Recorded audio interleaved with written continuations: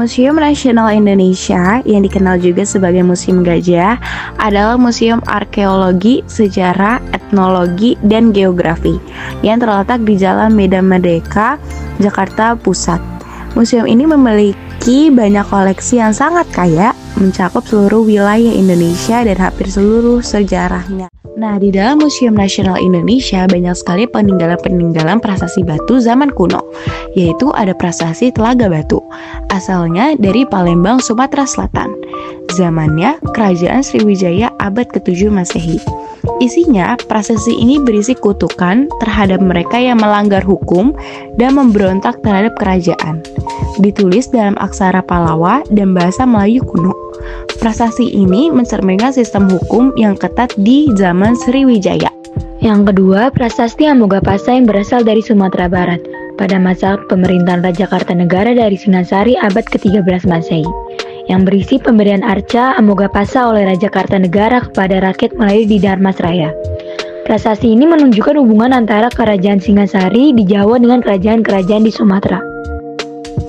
Yang ketiga ada prasasti Anjuk Ladang yang berasal dari Jawa Timur pada masa Raja Sri Isyana Tunggawijaya pada abad ke-10 Masehi, yang berisi pemberian tanah Anjuk Ladang sebagai hadiah atas keberhasilan pasukan Mataram melawan musuh.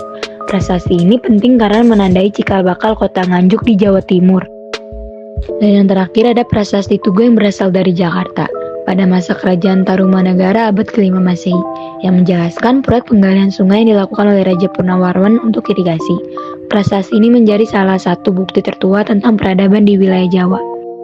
Bentuk sistem pemerintahan yang pernah ada di wilayah ini adalah yang pertama, sistem pemerintahan kerajaan monarki.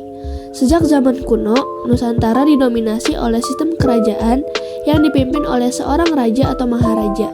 Bukti dari sistem ini dapat ditemukan dalam berbagai prasasti dan arca yang dipamerkan di Museum Nasional.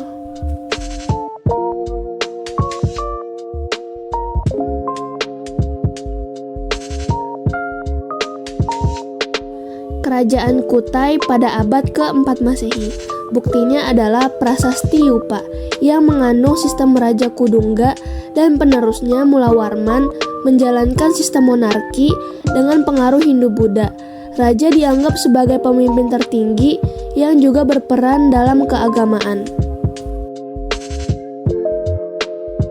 Prasasti Tugu dan Prasasti Ciarutan.